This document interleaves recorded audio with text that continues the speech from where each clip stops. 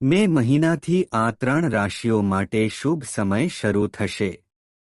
રાહુનો ક્રોધ સમાપ્ત થશે. સુવર્ણ સમય શરૂ થશે. મિત્રો, તમને જણાવી દઈએ કે મે મહિનાથી આ 3 રાશિઓ માટે શુભ સમય શરૂ થવાનો છે. આ 3 રાશિઓ પરથી રાહુનો ક્રોધ દૂર થવાથી આ 3 રાશિઓના જીવનમાં મોટો ઉછાળો આવવાનો છે.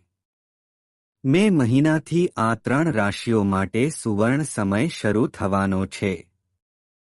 માતા લક્ષ્મીના આશીર્વાદ આ 3 રાશિઓ પર રહેવાના છે, જેના કારણે મે મહિનો 3 રાશિઓ માટે ખુશીઓ લાવશે. મિત્રો, માતા લક્ષ્મીના આશીર્વાદથી તમે કરોડપતિ ધનવાન બનવાના છો. મે મહિનામાં તમારા ભાગ્યશાળી તારા ચમકવા જઈ રહ્યા છે. મિત્રો, તમને જણાવી દઈએ કે મે મહિનામાં રાહુના રાશિ પરિવર્તનથી તમને લાભ મળશે. મિત્રો, તમને જણાવી દઈએ કે રાહુ કળિયુગનો સૌથી શક્તિશાળી ગ્રહ છે. એવું માનવામાં આવે છે કે રાહુની સ્થિતિ વ્યક્તિના જીવનમાં અચાનક પરિવર્તન લાવી શકે છે. વૈદિક જ્યોતિષમાં ગ્રહોના ગોચરને એક મહત્વપૂર્ણ ઘટના માનવામાં આવે છે. જ્યારે કોઈ ગ્રહ એક રાશિથી બીજી રાશિમાં પ્રવેશ કરે છે, ત્યારે તે બધી 12 રાશિઓના લોકોના જીવનને સકારાત્મક અને નકારાત્મક બંને રીતે અસર કરે છે. મિત્રો, રાહુ હાલમાં મીન રાશિમાં બેઠો છે અને જ્યોતિષ ગણતરીઓ અનુસાર રાહુ ટૂંક સમયમાં શનિની રાશિ કુંભ રાશિમાં ગોચર કરવા જઈ રહ્યો છે, જે બધી રાશિઓ પર અસર કરશે. પરંતુ મિત્રો, રાહુનો ક્રોધ આ 3 રાશિઓ પર સમાપ્ત થશે. મિત્રો, તમને જણાવી દઈએ કે વૈદિક જ્યોતિષ પંચાંગ અનુસાર રાહુ 18 મેના રોજ કુંભ રાશિમાં પ્રવેશ કરશે અને 5 ડિસેમ્બર 2020 સુધી આ રાશિમાં રહેશે. મિત્રો, રાહુ 18 મેના રોજ સવારે 7:35 કુંભ રાશિમાં પ્રવેશ કરશે, જેના કારણે 3 રાશિઓને રાહુના ક્રોધથી રાહત મળશે. રાહુ તેના દશા અને ગોચર સમયગાળામાં એવી પરિસ્થિતિ બનાવે છે કે લોકો તેની કલ્પના પણ કરી શકતા નથી. તેના પ્રભાવને કારણે વ્યક્તિનું ભાગ્ય રાતોરાત બદલાઈ જાય છે. મિત્રો, આ પરિવર્તન કેટલીક રાશિઓ પર શુભ અને કેટલીક રાશિઓ પર અશુભ અસર કરશે. જો કે, આ સમય મેષ, વૃષભ, મિથુન અને અન્ય રાશિના જાતકો માટે ખાસ ભાગ્યશાળી રહેવાનો છે. આ 3 રાશિઓ રાહુના ક્રોધથી મુક્તિ મેળવશે. કરોડપતિઓ પોતાના ભાગ્યથી ધનવાન બનશે. તો મિત્રો, હવે વિડિયોના અંત સુધી રહો કારણ કે આ વિડિયો તમારા બધા લોકો માટે ખૂબ જ ખાસ બનવાનો છે. મિત્રો, વિડિયોમાં આગળ વધતા પહેલા વિડિયોને લાઇક કરો અને ચેનલને સબસ્ક્રાઇબ કરો અને કોમેન્ટ બોક્સમાં જય લક્ષ્મી માતાજી જરૂરથી લખો જેથી લક્ષ્મી માતાજીની કૃપા આપ સૌના પરિવાર પર બની રહે. મિત્રો, ચાલો જાણીએ તે 3 ભાગ્યશાળી રાશિઓ વિશે. નંબર 1. મેષ રાશિ. મેષ રાશિના લોકોને જણાવી દઈએ કે રાહુનો ક્રોધ મેમાં તમારા પરથી સમાપ્ત થવાનો છે. મિત્રો, રાહુ તમારા પર ખૂબ જ ખુશ થવાનો છે. રાહુનો ક્રોધ સમાપ્ત થતાં જ રાહુની કૃપા તમારા પર રહેશે, જેના કારણે તમારું જીવન વરદાન જેવું સાબિત થવાનું છે. મિત્રો, તમને માતા લક્ષ્મીના આશીર્વાદ પણ મળવાના છે. મિત્રો, તમને જણાવી દઈએ કે મેષ રાશિના જાતકો માટે રાહુનું ગોચર તમારા 11મા ભાવથી થશે અને વ્યક્તિની ઈચ્છા પૂર્ણ થવાનું આ ભાવથી માનવામાં આવે છે. આ સમયે તમે જેટલી મહેનત કરશો તેટલો જ તમને ફાયદો થશે.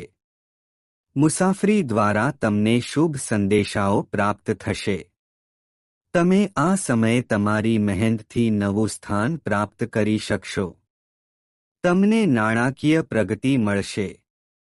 તમને કેટલાક સર્જનાત્મક પ્રોજેક્ટ્સ મળશે જે તમને ખૂબ જ લાભ આપશે. નંબર 2.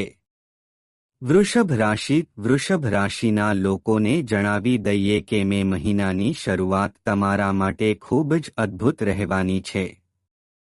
મિત્રો, આ મહિને રાહુનું ગોચર તમને ખાસ લાભ આપશે.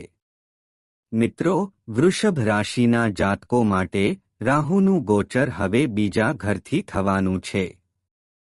મિત્રો, આ ઘરથી વ્યક્તિના કાર્યક્ષેત્ર અને પ્રગતિનો અંદાજ લગાવવામાં આવે છે.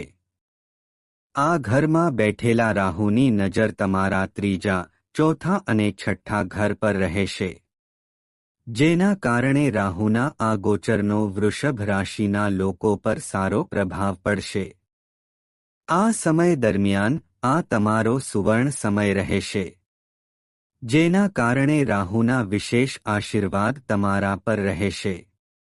મિત્રો, તમને જણાવી દઈએ કે 18 મેથી રાહુ વૃષભ રાશિના લોકો પર પોતાનો શુભ પ્રભાવ પાડશે. જે લોકો બેરોજગાર છે તેમને ઇચ્છિત નોકરી મળવાની શક્યતા છે. નોકરી કરતા લોકો માટે પ્રમોશનની શક્યતા છે. 18 મેથી તમારો સમય ખૂબ સારો રહેવાનો છે. જો તમે આ સમય દરમિયાન સખત મહેનત કરશો તો તમને તે મહેનતનો અનેક ગણો લાભ મળશે. રાહુની કૃપાથી આ સમયમાં તમે તમારા જીવનમાં ઘણા મોટા ફેરફારો લાવી શકશો. વકીલો માટે આ સમય શ્રેષ્ઠ રહેશે. રાહુની કૃપાથી તમે એક પછી એક કેસ જીતી શકશો. જો તમે સત્ય સાથે લડશો તો મિત્રો, તમે તમારા કોર્ટ કેસોની સંખ્યામાં એક પછી એક વધારો જોશો.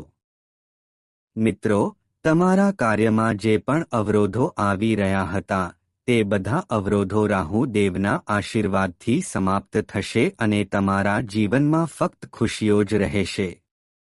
નંબર 3. મિથુન રાશિ. મિથુન રાશિના લોકોને જણાવી દઈએ કે મે મહિનામાં તમારો શુભ તબક્કો શરૂ થવાનો છે. રાહુનો ક્રોધ દૂર થવાથી મે મહિનો તમારા માટે વરદાન સાબિત થવાનો છે. તમને માતા લક્ષ્મીના આશીર્વાદ પણ મળવાની શક્યતા છે. ઉપરાંત તમને જણાવી દઈએ કે 18 મે ના રોજ રાહુ તમારા ભાગ્ય સ્થાન એટલે કે 9મા ભાવમાં ગોચર કરશે. મિત્રો, આ ભાવથી વ્યક્તિના ભાગ્ય અને ધર્મનો વિચાર કરવામાં આવે છે. આ ભાવમાં બેઠેલા રાહુની નજર તમારા પહેલા ભાવ, ત્રીજા ભાવ અને 5મા ભાવ પર રહેશે, જેના કારણે રાહુના આ ગોચરને કારણે તમને ભાગ્યનો સાથ મળશે. મિત્રો, તમને બાળકો તરફથી થોડી મુશ્કેલી પડી શકે છે. ઉપરાંત આ સમયે કાર્યસ્થળ પર અનુકૂળ વાતાવરણ રહેશે. સાથે જ કારકિર્દીમાં નવી જવાબદારીઓ પણ મળી શકે છે.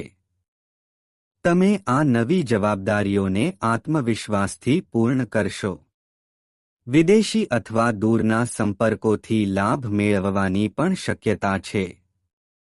ખાસ કરીને જો તમે શિક્ષણ, કલા, સંગીત, મીડિયા, કાયદો અથવા કાઉન્સેલિંગ જેવા ક્ષેત્રો સાથે સંકળાયેલા છો. મિત્રો, આ સમય માતા લક્ષ્મીની કૃપાથી શુભ રહેશે. મિત્રો, તમને આ માહિતી કેવી લાગી તે કોમેન્ટ કરીને જરૂરથી જણાવજો. જો તમને આ માહિતી પસંદ આવી હોય તો વિડીયોને લાઇક કરજો અને ચેનલને સબસ્ક્રાઇબ કરજો અને કોમેન્ટ બોક્સમાં જય લક્ષ્મી માતાજી જરૂરથી લખજો જેથી લક્ષ્મી માતાજીની કૃપા આપ સૌના પરિવાર પર બની રહે. વિડીયોને છેલ્લે સુધી જોવા બદલ આપનો ખૂબ ખૂબ આભાર.